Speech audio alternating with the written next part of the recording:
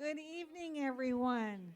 It is November. Are you ready for our next Living Well seminar to be presented? Are you hungry? Yes? Okay, we are getting ready. We're going to start serving your dinner. We have a very lean crowd tonight. It must be the holiday season, right? It isn't even cold outside yet. Okay, so I don't know if you can see, but on your plates that you're going to be receiving, this is what it looks like. Can you see it from up here? How's that look? Can you see? Can you see? This way? Got it? This way? Okay, well, though, because Gerald is going to be taller. Okay, well, we can play with it. Anyway, this is going to be, there you go. Okay. This is what you are going to be served tonight. And as you can see, it has on the plate, and I'm really looking forward to this. We have here the mushroom and wild holiday roast, and it sounds really delicious. We have here the cranberry pear salad. And then we have a kale salad here with lots of fixings. And then we have mashed potatoes. And we have gravy. The gravy you can put on the mashed potatoes, or you can put it on the loaf, whichever one, or you can do both. Sounds really good. And then for dessert, we have let me see here. The dessert is a sweet potato cream pie. How's that look? And by the way, this is my dinner right here. So let's go ahead and have prayer so that we can start enjoying our dinner as soon as it is brought out. If you'll bow your head with me. Dear Lord, we want to thank you for this food. We want to thank you for this evening, for bringing us together once again. Please open our minds so that we can learn more about what you've given to us and how we can be healthy so that we can serve you. In Jesus' name, amen.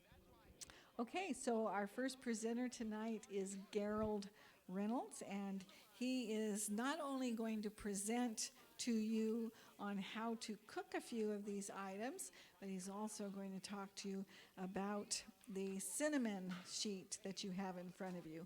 Gerald?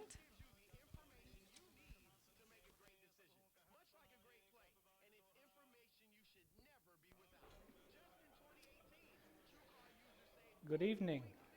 My name is Gerald Reynolds, as Pam introduced me. You have that? That's Gerald, not Gerald.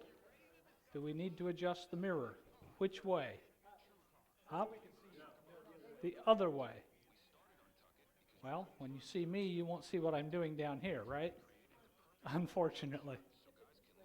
Tip it this way? Mark says no. He's got to be able to see me on the camera. What shall I do? Get a chair and sit down? Okay. We're going to demonstrate 2 of the 4 items that will be on your plate this evening. And I'm going to start with the green beans.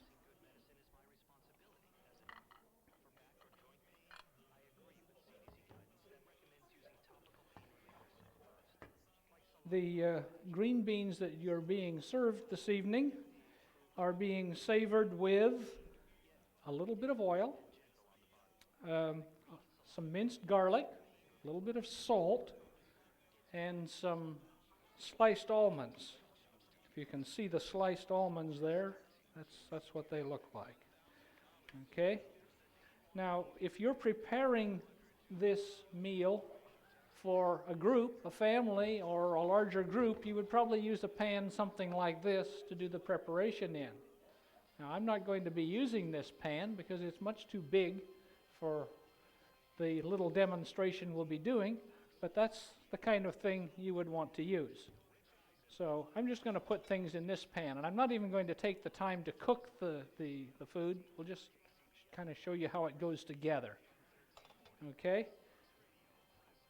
I'm going to put some gloves on before I touch the food. I think that would be a good idea, and I hope you think so too. Okay.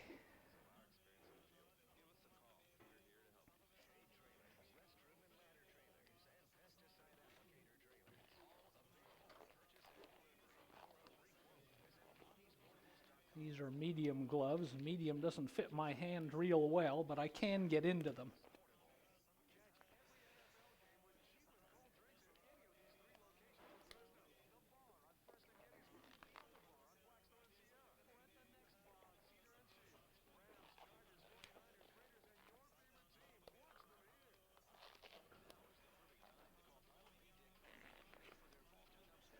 Okay, so we have a few green beans on this plate, which we'll use for demonstration purposes. They've been pre-cooked so that I don't have to stand here and cook them. They're full length. You could, if you want to, cut them into smaller pieces, but we're just going to use them as they are. So you would put your green beans in the pot that you're going to be using to cook them. And we'll just do that here. We'll put the beans in the pot. There we have them. You would sprinkle just a little salt on the beans. Now the order isn't really important, but I'm going to do the salt while the beans are dry before I put the oil on, just because I think it might help the salt to spread around in the pan a little better. Okay. We'll put just a little oil on the beans.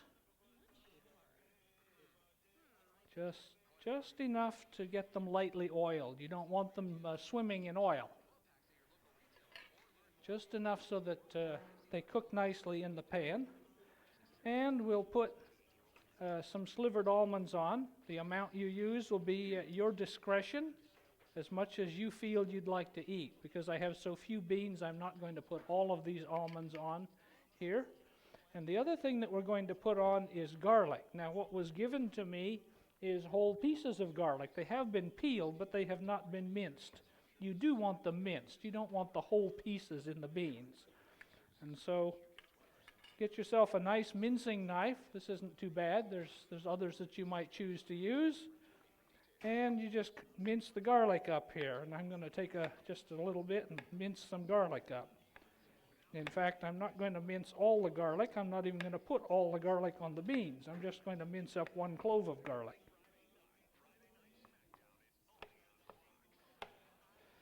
And I do have to be careful not to get my gloves in the garlic and get them, cut into it. That wouldn't be too tasty, would it?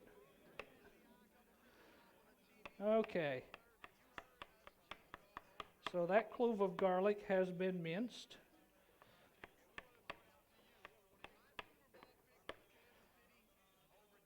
There we go. And we'll just scrape that into the pot, just like that. And if I had minced all the cloves, they'd all get scraped in there together.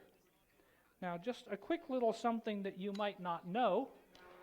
If you're doing this at home and you're not wearing gloves, if you're mincing the garlic or you're mincing onions with your bare hands, you know how to get that smell off your fingers? Rub them on stainless steel. It takes that smell right off your fingers. If you have a stainless steel sink in your kitchen, just rub your hands on the sink. Rub them there for maybe half a minute, quite firmly and vigorously. It'll take that smell right off your fingers. You can hold your fingers up to your nose and tell when it's gone. So that's a nice little trick with onion and garlic. Get the smell off your fingers. Okay, that completes the demonstration of the preparation of the beans. You would, of course, turn on your stove and cook them. And then you would enjoy them, as you are hopefully doing on your plates right now. Okay? So much for the beans. Let's turn to the potatoes. Okay? Here I have a couple of pieces of pre-cooked potato, and we're going to prepare those.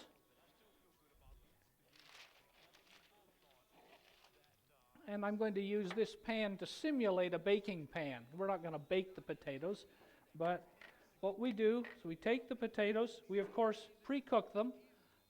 Small potatoes will cook nicely and quickly. You get those little potatoes that are about this big, you might want to use them. They can be red or yellow or white, whatever kind of potatoes you happen to like. And you're going to put them on a pan, and you're going to, I wanted to do this with parchment paper on the pan, because if we were to bake them, you want to bake them on parchment paper, not straight on the pan, unless it's a non-stick pan. But this is a good way to do things. So you will mash the potato in place on the pan, something like that. Now I have to get all the potato off of this masher. You might do better with a fork than with a potato masher. The potato will come off better. Okay. So there's one potato mashed. And there's another potato now.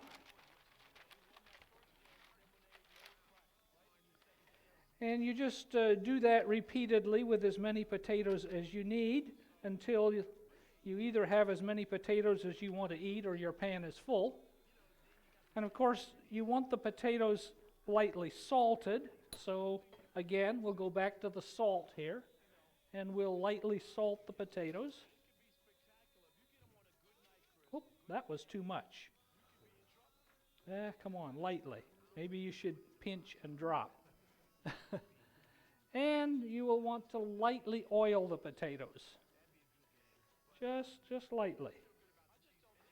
And if you have a pastry brush, you might want to brush the oil across the potatoes. I don't have one here, but that would be a good thing to do. So there they are. The potatoes are ready to go in the oven now. Put them in the oven and bake them until they're crispy. That's what you want. You don't want to burn them, so you choose your heat carefully, but bake them until they're crispy and they're ready to eat. Okay, so that's the two of the four things that you're eating this evening, and I trust that you find them tasty.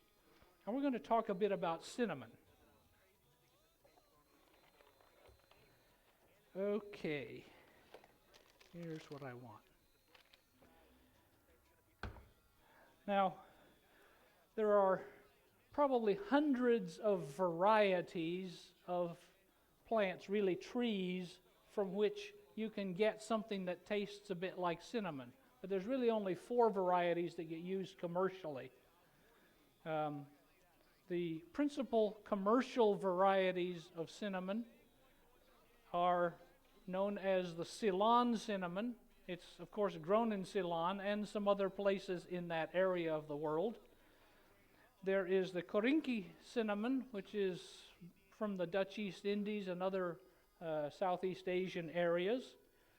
There's the Saigon or Vietnamese cinnamon, specifically from Vietnam.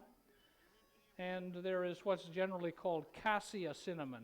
In fact, the only true cinnamon is the Ceylon cinnamon, and I'm going to distinguish and show you a little bit about that. The other cinnamons are not true cinnamon. The true cinnamon is called Cinnamomum verum, verum meaning true. The Mexicans call it Canela entera. That's what you see here, Canela entera. Canela is the Mexican word for cinnamon, and entera is how they designate the Ceylon or verum variety of cinnamon. Now, true Ceylon cinnamon, I don't know that you can see this in the mirror or some way or other. The bark is very thin, almost leaf-like, and brittle. When they make cinnamon, they strip the bark from the tree and lay it out to dry, and in the drying process it rolls up into these sticks. But the Ceylon cinnamon has very thin bark, brittle bark, and it has a distinctive flavor. This claims to be the Mexican version of Ceylon cinnamon. It has the same name, Canela entera, but looking at it, it does not look at all like Ceylon cinnamon. So I question whether they put in the bottle what they put on the label. I really kind of doubt it. It looks more like cassia. These rolls don't look at all like the Ceylon cinnamon rolls. The bark is much thicker. The sticks are much stiffer, harder to break than these sticks would be. And these sticks would break in fairly large chunks, where these sticks would break up into smaller flakes. So there's quite a difference between the cinnamon. If you just go to the store and buy cinnamon powder, it's probably made from the cassia type cinnamon and not from the Ceylon type cinnamon.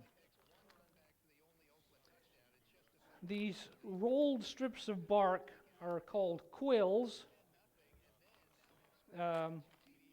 They have quite a bit of difference in flavor.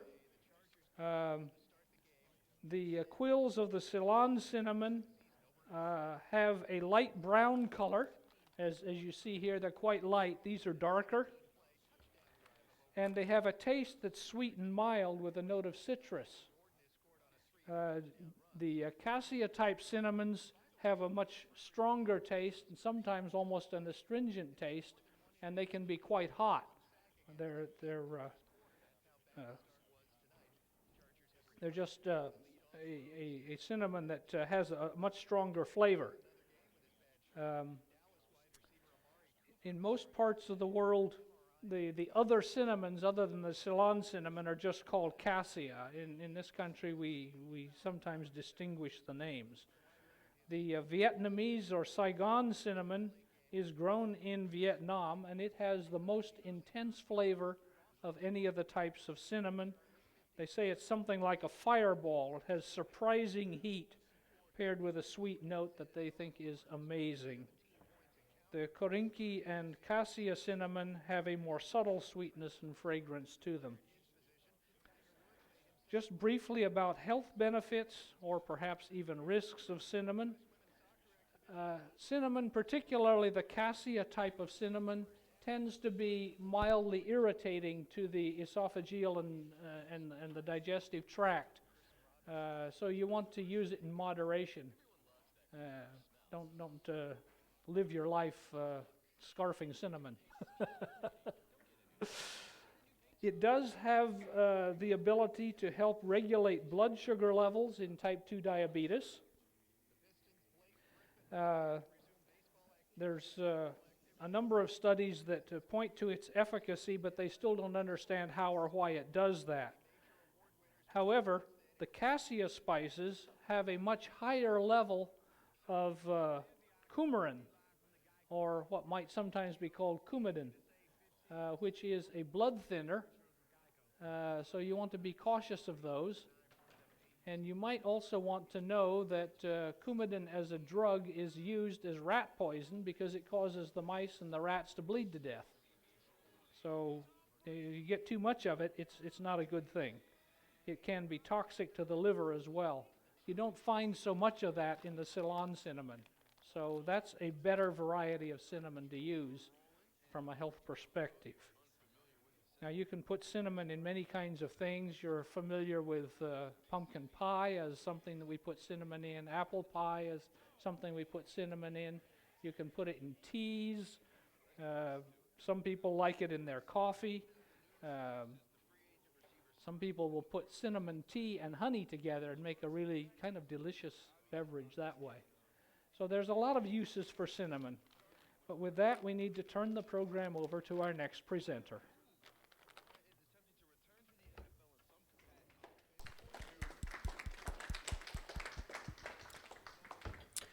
Excuse me. So, did everybody enjoy how Gerald presented? Great job, Gerald. Thank you so much, sir.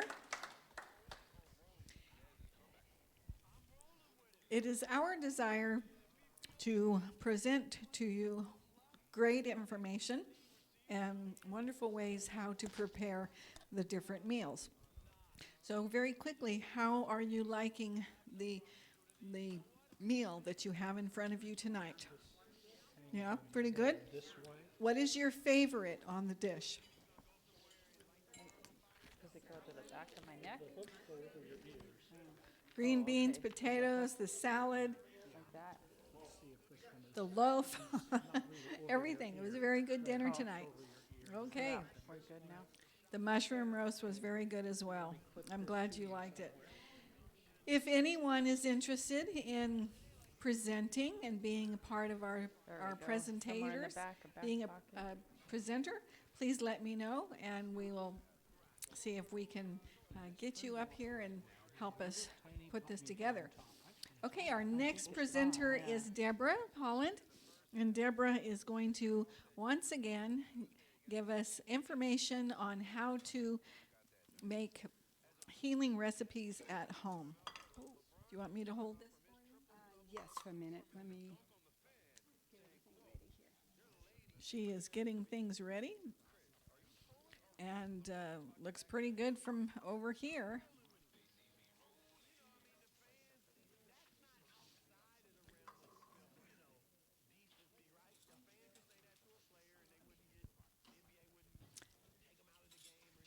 Okay. Good evening, everyone. Anyone out there? Good evening. Good, that's great. Tonight we're going to make really quickly two different things.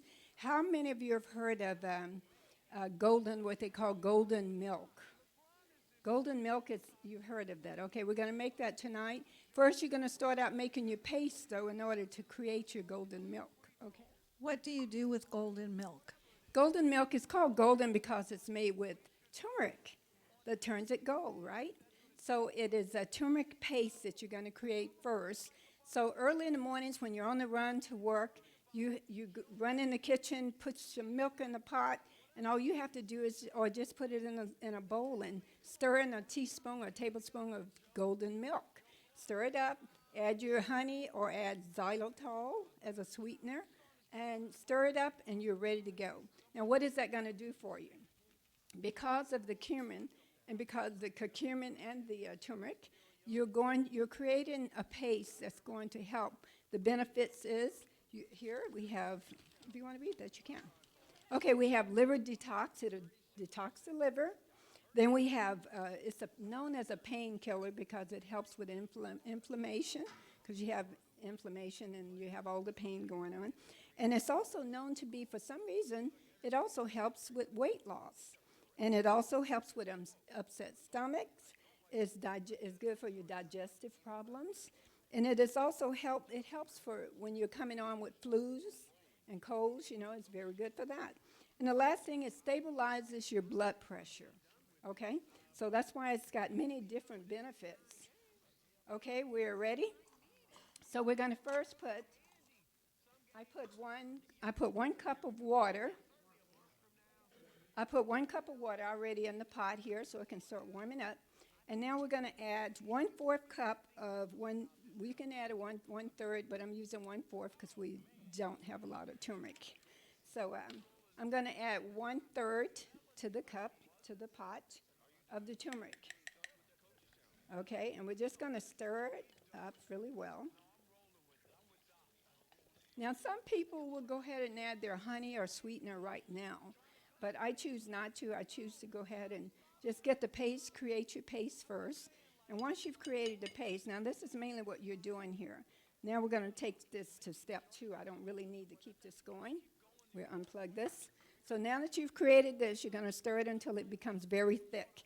And when I say thick, it's going to be like this, right? This is thick, right? Oops. This is your thick paste. So if you're just scooping out, if you decide you want just a tablespoonful of it for your milk, so let's fix our breakfast now. Our little breakfast turmeric golden milk. Okay.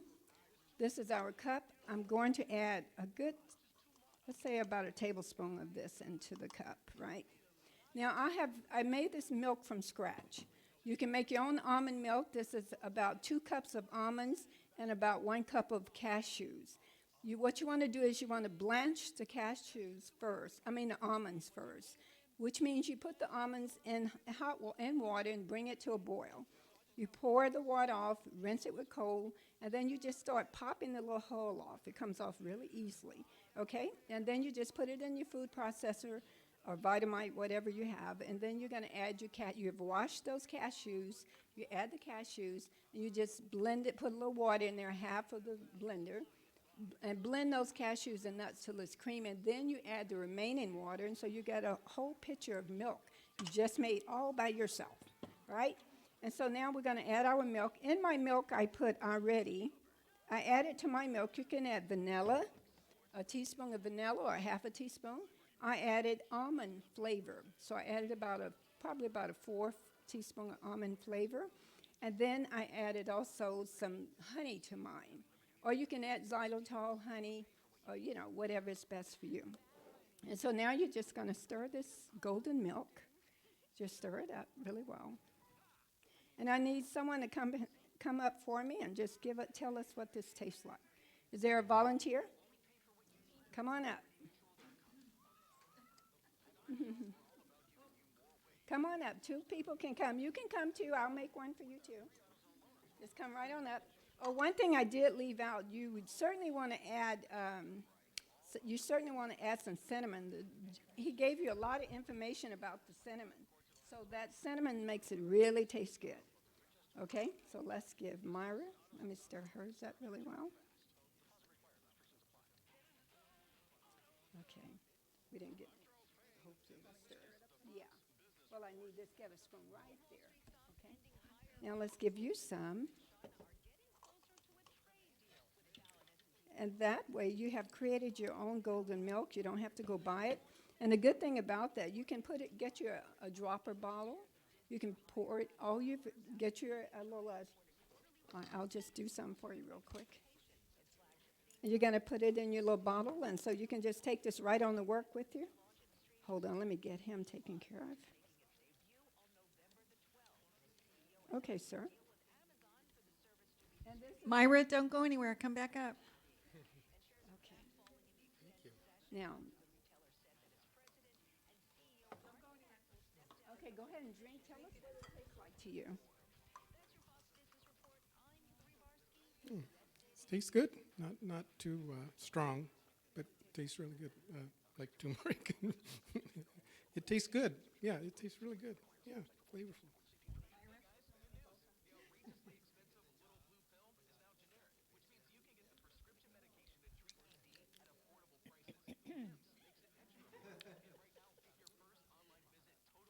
Has a nice little flavor. Milk. Is it something you would do at home? On special occasions, maybe. That's good. Special occasions are good. Thank you. Okay. Oh, look what I did. I should have not put that much. Okay, anyway. So now we've created our own. You can just take this to work with you, or now I have my bottle ready. I don't have to get up in the morning and do that. I just put it in the refrigerator, and voila, I take it to work. And all I have to do is put droppers in it, in my mouth, or whatever I want to do, So there you go. Yes. Did anyone miss any part of that? Any questions? No? Yes.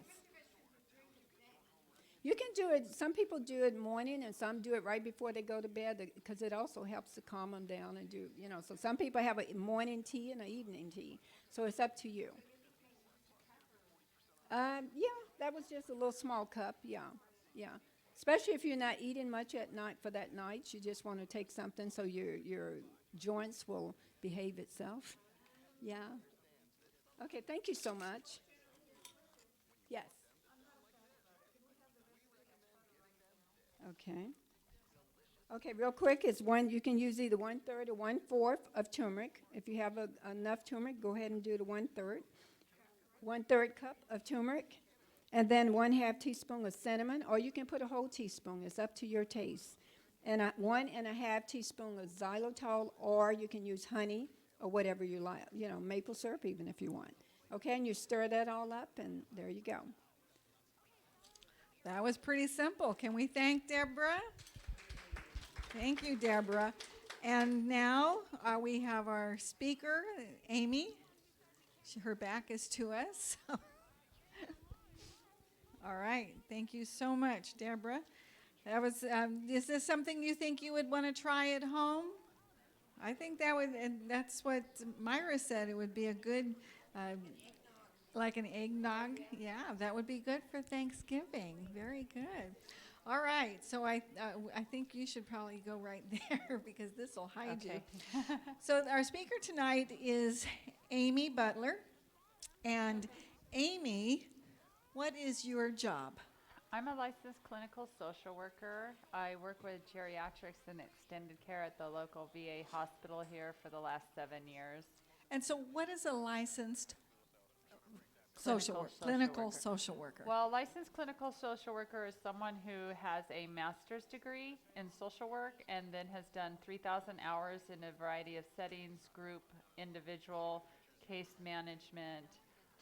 My background was I worked in a locked mental hospital for 3 years at Atascadero State Hospital, so it was the highest level. We dealt with mentally disordered offenders, not guilty by reason of insanity, and we worked with the prisoners that needed to learn how to become competent enough to work with their attorneys.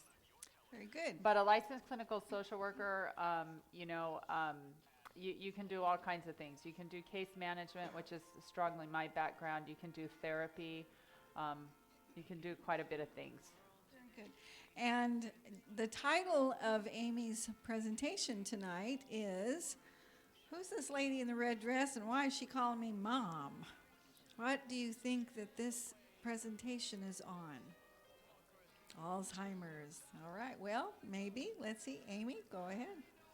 Well, actually, I was talking and thinking about Alzheimer's specifically, but there's a lot of dementia cases out there. Alzheimer's is very prevalent. I'm not a doctor. I'm a licensed clinical social worker. A lot of people may have dementia, and I know in my arena, a lot of people have told me, oh, they have Alzheimer's. When it's not actually Alzheimer's, they have dementia. You know, at 95, you don't develop Alzheimer's. You develop Alzheimer's in your 60s and stuff like that. So, but dementia is dementia. Some may be more aggressive, but I just wanted to talk about some signs and symptoms that may sneak up on people without being aware, and some strong recommendations that I have. If you know someone who's going through dementia that's starting to experience some of these things, some things for you to think about, because depending upon your contact with somebody, or just, not willing to want to think about that. So the first thing I want to say is, if you suspect there is something wrong, please, I beg of you, do not hide, lie, deny, or admit to your family members and friends. From a license perspective, from a social work perspective, what I've seen is a lot of families hurt, a lot of friends torn apart by this type of attitude towards it, if you will, and feelings that people have lost time with their loved ones, or relationships that have crumbled because they didn't understand what was going on with the other person. I would suggest that you share and you talk with family and friends about it. And if you know someone with dementia, or you know someone that's been diagnosed with Alzheimer's, that you look at long-term care options in the beginning together. If it's your mom, your dad, your spouse, a sibling, that you look at that while they're still very lucid, but just starting to show some signs. There's testing that can be done. You want to go to different levels. You want to go with primary care, then you want to go to see a specialist. But do not just rely on your primary care doctor, because that is not their area of expertise. They should be referring you out. And again, you want to look at long-term care options with that person, so that when it comes to time that you or your friend can no longer take care of that person, that you clearly knew what their wishes were, so that you and your family are not struggling with guilt or what to do. And I would even recommend that you go with that person and that you write down a plan of what they want to be done. That way, there's no he said, she said. People can't get mad. If that person writes the plan themselves, people may recognize their handwriting. I say that again because I've seen a lot of families torn in the end. They wouldn't want this. They would want that. No, they said this. No, they said that. Sometimes we think we know what the person means, But two people in the same room might hear a different thing, even though the same sentence is being said. So there's a lot of long-term care options out there. You should look at them sooner than later. There's memory care, there's locked skilled nursing care, and everything goes on a continuum. But memory care, when you're talking memory care, you're talking private pay. Private pay. No insurance pays for memory care. Pastor Jensen's he's nodding his head in agreement.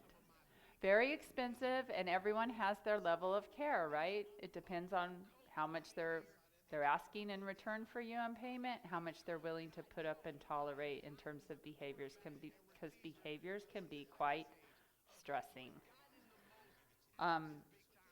And there's also continuum of care facilities that you can get into sometimes, depending on how much money you have accessible to you.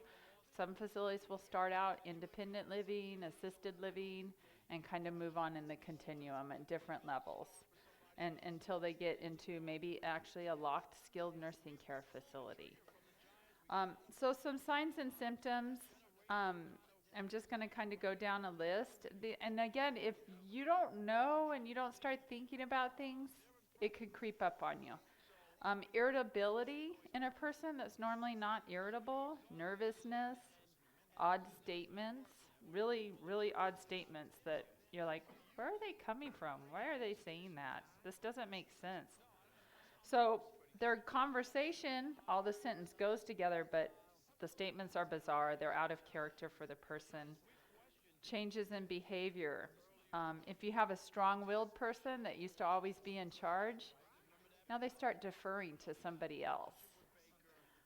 They defer in the decision making. Maybe they used to do something a lot, but now they're like, yeah, I'm kind of tired of that. People start having falls for no apparent reason, and you don't understand why. Maybe you're not there when they're having their fall. Oh, I just tripped over my own feet. Well, how many of us have done that? I've actually done that, and I still do it. Just the other day here in the courtyard I did it. It was so embarrassing. But people that start to have dementia and Alzheimer's, their space relation's different. So they're like, where's the ground here? So they might start holding your hand or holding someone's hand that they used to not to, or putting their arm around somebody and say, why don't you walk with me? Something like that. Another sign is difficulty completing tasks that once weren't a problem. Hobbies that they used to thrive on. Loss of words sometimes. Sometimes instead of Pam, they'll say, that lady in the red dress. Or they'll say, that lady with the blue glasses. Or if you're their spouse, they'll say, my husband, my wife, him, yeah, him. They'll do that. And you'll be like, why are they doing that? I don't know. Sometimes maybe you have a favorite recipe you want them to cook. They stop cooking that. They say, I'm tired of that. So these are just signs and symptoms that if you're not thinking about, you're just like, what's going on? Maybe there's having a bad day, a bad month. Difficulty concentrating. Tasks that take a lot longer than they used to for somebody, because they don't have that organizational skill component anymore. Changes in grooming habits. Maybe a person used to keep their hair long. Maybe they used to keep their hair short. Now they're letting it change. The hair's no longer short, it's getting long. If the hair was long, they want it cut off because they don't want to deal with it. They just don't see the grooming anymore. They don't see that it's getting bad. So you'll just say, well, they're just kind of letting themselves go. What's going on? I don't know. And if we don't ask those questions and we don't explore, we might not find out. Even bathing. Sometimes people stop taking baths and you're like, why are they doing that? I don't understand. So withdrawing from hobbies or social activities, or maybe suddenly they start disliking somebody that they used to not have a problem with, and they start attacking that person around you. Like, I don't like Pastor Jensen anymore. He's just, I don't know what he's doing. I think the devil's getting a hold of him or something. You know what I mean? Just, maybe they used to not care for somebody, but now they're focused on that person. or they're accusing someone of something that just sounds odd, or they're holding grudges, or they're bringing up something way from the past, and you're like, why is that coming up now? So these are some signs and symptoms that's really important. Again, there's no cure for Alzheimer's. So a lot of times I've heard people say, oh, I don't want to be a guinea pig. So for me, when I hear someone say, I don't want to be a guinea pig, I think of those commercials, we're doing this trial, come on in, we'll pay you $25, blah, blah, blah.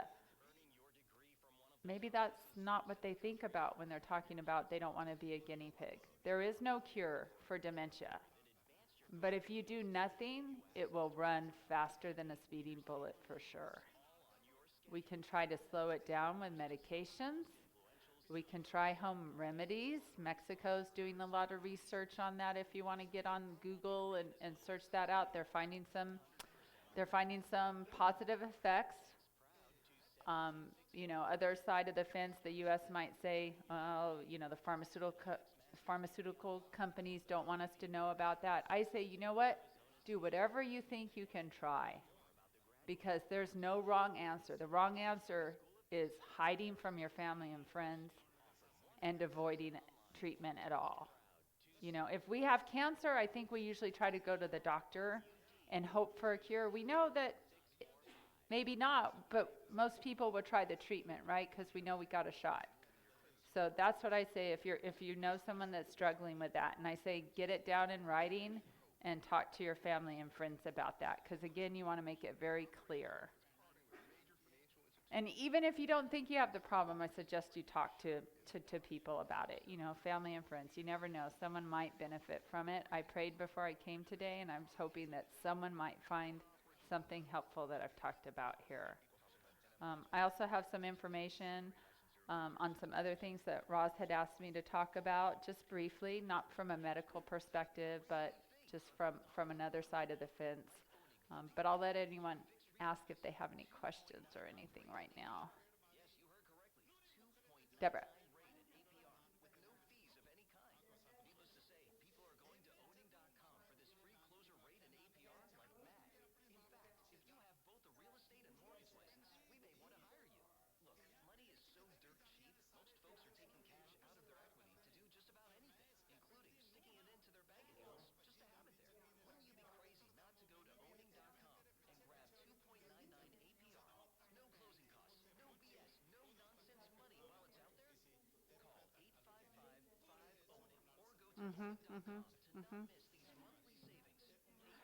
Some people have found that rosemary essential oil is helpful for people with dementia.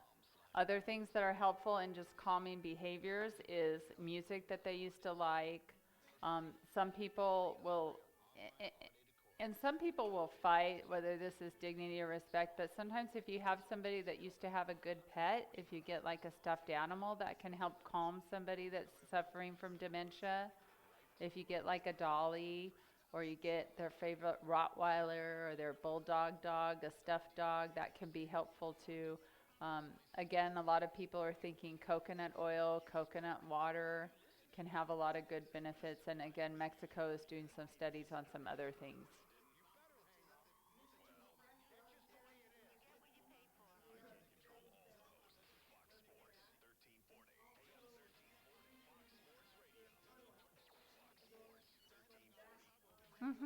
Yeah, exactly.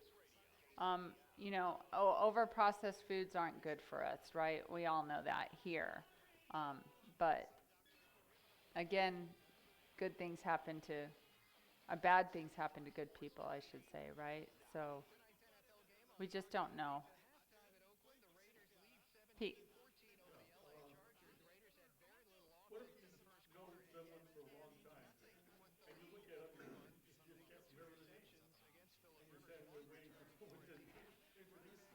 Well, how often is that happening, I have to say? You have to look at things like, okay, am I tired this week? Was I always bad with names? Am I getting enough rest? Or is this happening more than not? There's testing that can be done to see.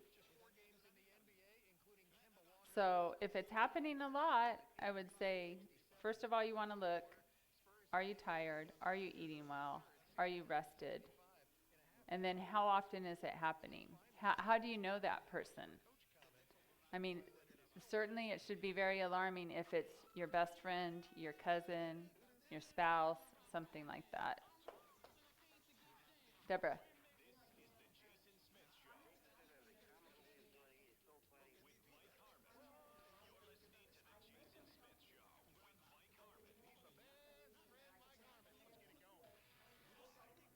Mm-hmm.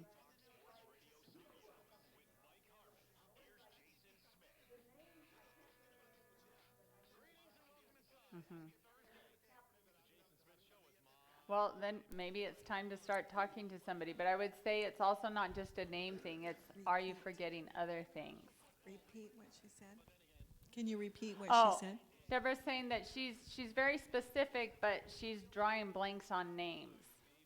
So again, there's testing. You can go to your primary care and ask for a referral, and they can do some testing with you. But it shouldn't. I would say again, it's not just one specific thing. It's you're starting to notice a lot of different things. Or maybe someone's telling you. Or if you don't know, then confide in somebody and say, hey, I think I may be having some problems. Can you help me? Can you help see someone that's close to you that can help you recount for things, that can see if you're staying on task? Any other questions? Just a minute. Pastor Jensen? Hold on, Gary. Just an observation and a question.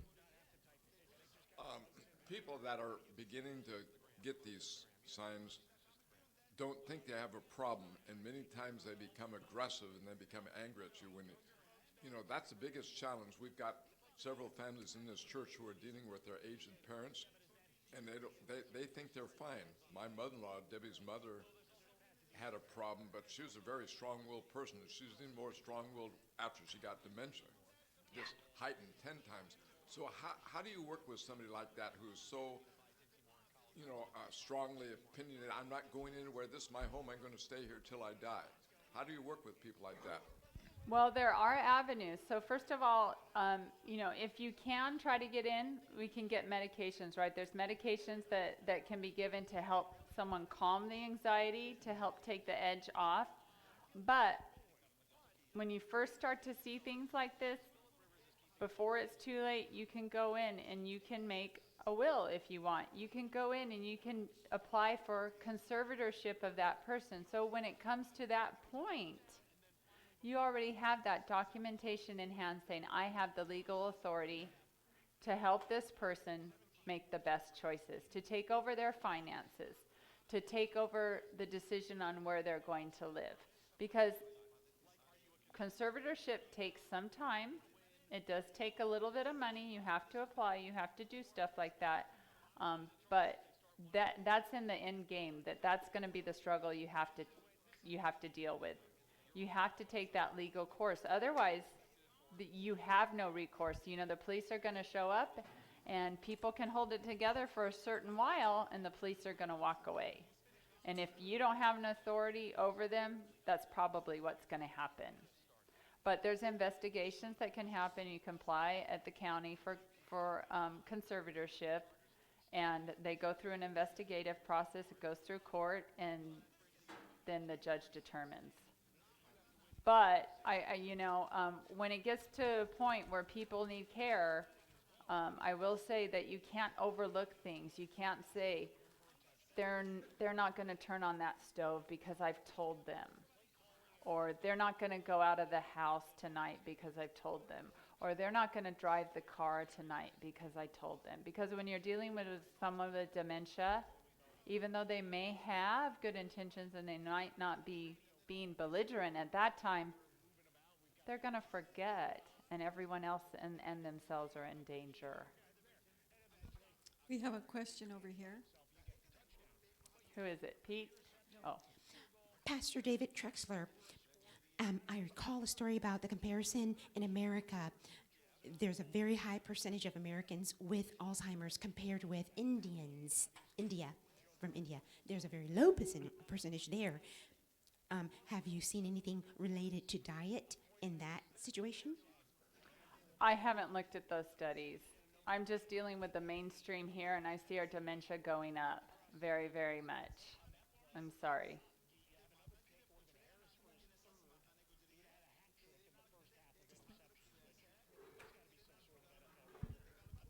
What's the difference between dementia and Alzheimer's? What's the difference? It's Alzheimer's, it can depend on the severity. Again, Alzheimer's is going to start in 50s, 60s, maybe 70s, okay? And Alzheimer's will go the entire the entire gamut, if you will. It'll get to the point where people forget to eat and their bodies forget how to swallow, okay? Dementia, it can be a vascular issue. It can be a medically caused dementia. Alzheimer's is Alzheimer's. But, in the end game, you're dealing with the behaviors. The doctors will try any medication that they can in order to slow either of the diseases down. But again, if you do nothing, dementia can be more mild, but when you start talking about Alzheimer's, it's going to go here. And, in the matter of 3 or 4 years, you can see the person going from functioning to maybe to just plummet down to nothing. So, and again, like I said, sometimes people in the community, they'll say, oh, they have Alzheimer's now. Not to be rude, they're just not educated. I've heard it in my own family. They had Alzheimer's. Dad, Nana was 93. She did not have Alzheimer's. She had age-related dementia. You know what I mean? So, yeah. Is there documentation that you can, kind of like a will that you can make out ahead of time, a care plan or? Yes, you can. You can make a will, and you can go to a notary, a republic, and have it witnessed and have it signed and decide whatever you want to do with your estate. You can do what is something that Roz asked me to talk about, which is an advance directive about what you want and who you want to step up when you're no longer to make those decisions for yourself, medically or financially. And I would recommend that if you don't have an advanced directive, that again, you go to Google. I'm sorry, it's been a long week for me. You go to Google and you can just pull up an advanced directive. And here's the thing. Let me get to my page. Advanced directives. So what they are is they're written documents about medical conditions and interventions that are acceptable to you. And you need one. So you can't, again, because I've seen it in families for the last 10 years. Dad said this, Mom said that. No. I've seen people that probably had the best hearts and they've said, I know Dad wouldn't want this, but I just can't do it. So if you don't want to put any of your family members in that situation, we don't know when we're going to die. Figure it out now. Talk with your family. Call in the kids. Call in whoever's going to be involved in that process and write it down and make sure it's very clear. And then you'll say, well, I don't need that because I've already talked to them. What if they're not around when it happens? So, again, it typically indicates who's going to be in charge of making their medical decisions if you can't do it, and you usually have a backup. And my recommendation is carry it in your car, carry it in your pocket, your wallet, your purse, whatever, because you never know when someone's not going to be accessible and you need that document on you. If you're involved in a wreck, some type of accident, you want the medical professionals to know what your wills are, what your decisions are. Amy, if on the advanced directives, you want to make sure that your primary care provider has a copy. That's good too. Yep. Put it I on will- record with them. I was going to respond to the young man here. Heard a survey that they did in India, and they did speak that the people from India seem to have lower cases of dementia and Alzheimer's. And they did a statistic study, and they determined that because of the high amounts of cumin, turmeric and curcumin that they use in their foods, that they have lower cases of Alzheimer's and dementia. Advanced directives also talk about trach and ventilator care. So, you know, if your lungs start to go out on you, what do you want done? Do you want to be on a ventilator for a while and then attempted to be weaned off to see if your lungs can supply enough oxygen for you? Or if not, who's seen TV with CPR? And don't say anything if you're a nurse. Who's seen CPR on TV? Anybody? Who's seen CPR in real life that's not a nurse or a medical professional? Okay, so what they don't show you on TV is there's a lot of blood, there's a lot of ribs being broken, and that person doesn't just wake up gasping for air. When they do come to, they have a lot of broken ribs, and they usually don't function at their same level that they were before. So that's another thing you want to consider. You know, those advanced directives will say, if I'm found unresponsive, what do I want done? If I'm found in this condition, what do I want done? And so, you know, that's what I have to say. Put an emergency contact in your phone numbers. Do something like that. Again, it's to help make it very clear so there's no fighting amongst other people. So, Pam is saying that's my time up. I hope someone found some of this information useful or can pass it on to somebody down the line. Does anyone else have any other questions? No? Can we thank Amy? Was that Okay, helpful thank you. information? I hope so. Thank you. Oh, Amy, thank you so much. Learning about dementia and Alzheimer's is very, very important. It's so distressing for the families to go through it. It is distressing for the person who is going through it, because oftentimes they don't understand what's happening with themselves. So now, what is this time? What do we usually do at this time? Everybody have their red tickets ready? And we need to have our gifts. Okay, now, I have something here that Deborah has made. Just to show you, we're going to be giving this out tonight. How many of you know that you can actually be walking down the street and someone can walk past you and can scan your credit card? That they can do that. Well, this is a credit card keeper. Open it up and put your credit cards in there, and then you can carry it in this leather pouch. And Deborah has brought this for a lucky person tonight, as well as she has some over on the table. If you would like to purchase one, you are welcome. Okay, we do have dishes of food coming out here. Also, Deborah is quite the crafty person.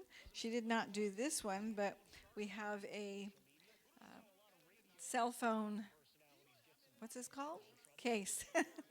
Dementia going on, right? Okay. Amy, you've got me so concerned because all of a sudden I'm letting my hair grow and changing my jobs.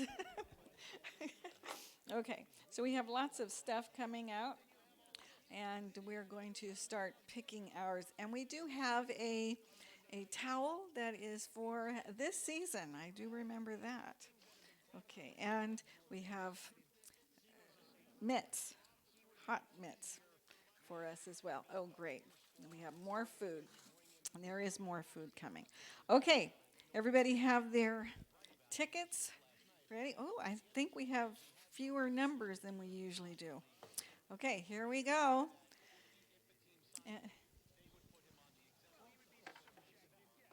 Okay, and Deborah, you tell us what these are. Come over here. Okay, this is a super tonic that I make. I don't know if you've ever had super tonic. When you're talking about the flu and cold going around, you just take some, and believe me, it will do what it needs to do. Okay, this one here is it is a roll-on essential oil perfume. And this is a tonic. This one has elderberry, and this sample is just a super tonic itself.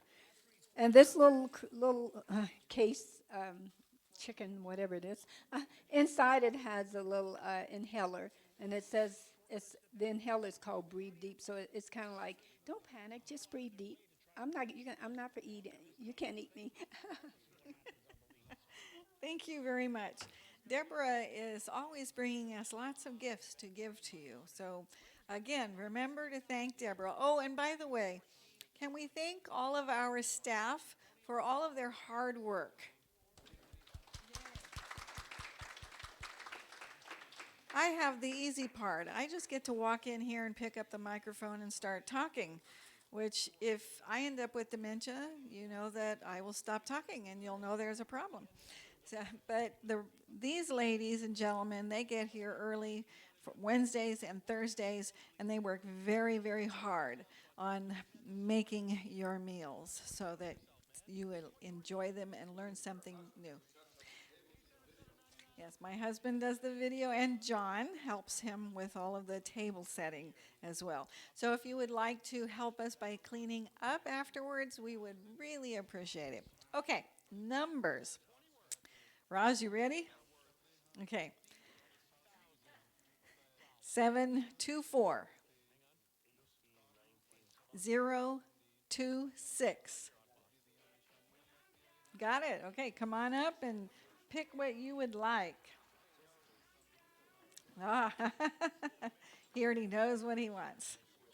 Okay, he knows what she wants. Okay, more food. There we go. Let me move this. Okay, I'll take your ticket. Thank you. All right, and the next ticket is, I'll give you the last three numbers. It's 028. Oh, okay, there we go. She'd come running out in the back. I got it. And pick whatever one you would like. With the tonics. That's the perfume. She wants to be healthy. Okay, so while you are picking that, let's see. How about number 021? 021.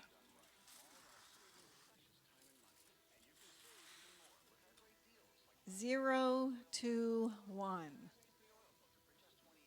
Oh, there you go. Okay, yay! This is one of our new participants, and this is her second time coming to Living Well Seminar. So we are happy. You can pick whatever you'd like. That is a cell phone case. You'd have to ask Deborah on that. That's a perfume, a natural perfume, yeah. So while you are doing that, I'm going to call out the next number, okay? 025. 025. Do we have anyone with that number? 025. Ah, good. Okay, Sarah has that one. Okay, while she's coming up, so Roz, she can pick one from any one of these.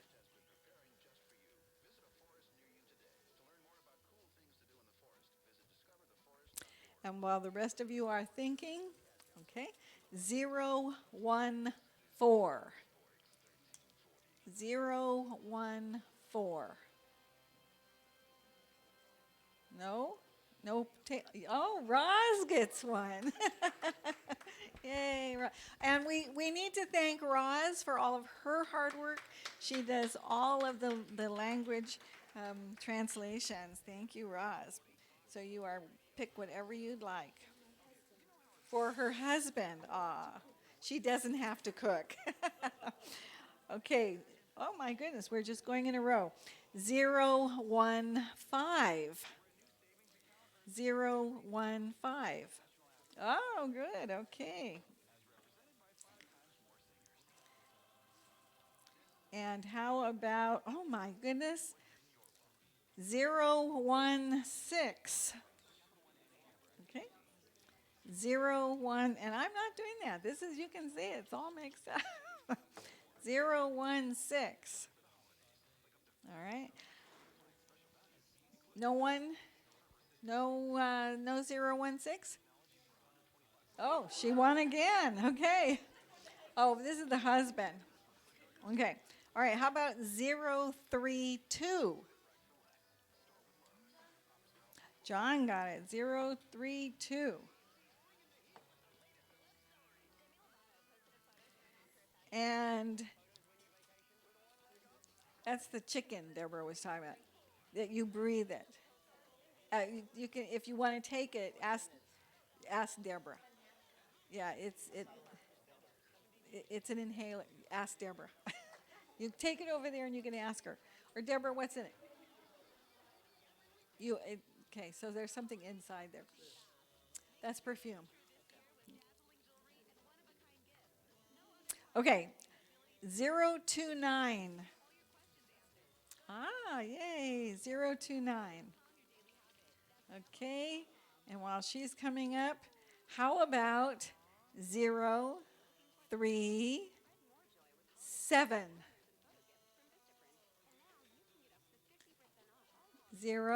03, oh, Mary. Okay, 037 is Mary. Oh, no? No, okay, not Mary. Haven't gotten there yet. 037, no 3, okay, how about 035? 035? Okay, how about 039?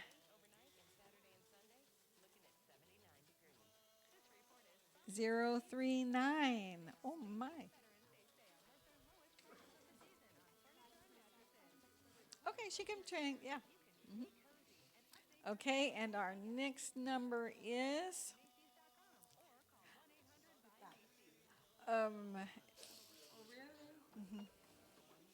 this is a perfume.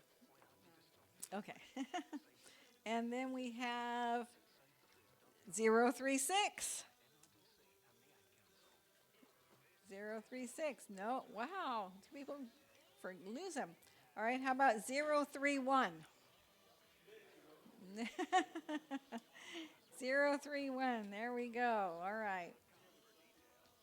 Yes, we have to feed our pastors, right? Okay, how about 011? Okay, thank you, sir. 011, that would be Mary, right, Pete? One of you, okay. 018.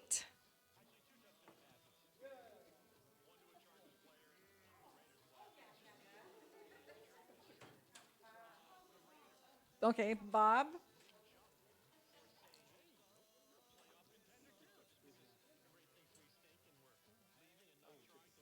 Okay. Okay, very good. How about 038? 038?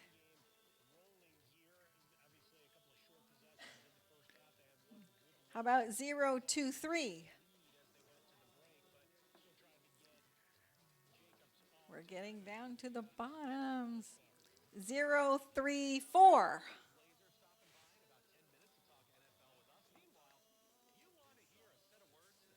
Is that you? All right, there we go. Yay!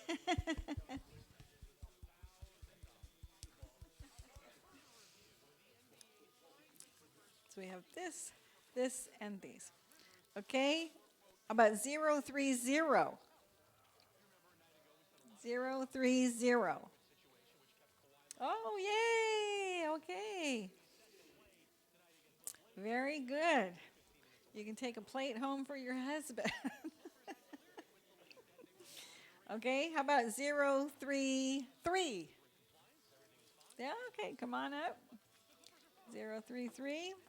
And then we have 019. Yay, there. One of our newcomers. We've got a couple more couple more plates here. And 022. Yay! Okay.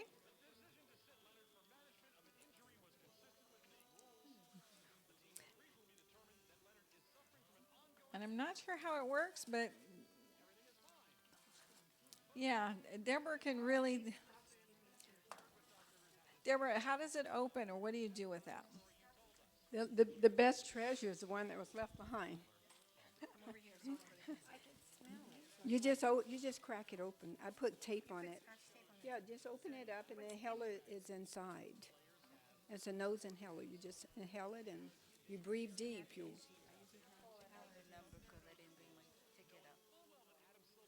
Oh, go ahead. Okay, we have two more, and if this doesn't work for somebody, then we can keep it for another time. All right, so our last one is 012.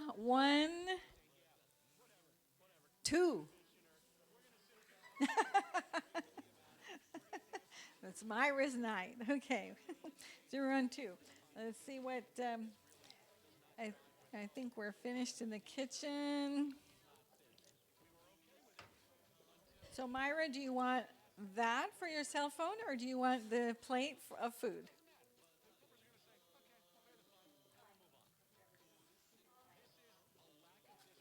Is that pie? Okay, I don't know what that is. Okay, is there anyone interested in a case?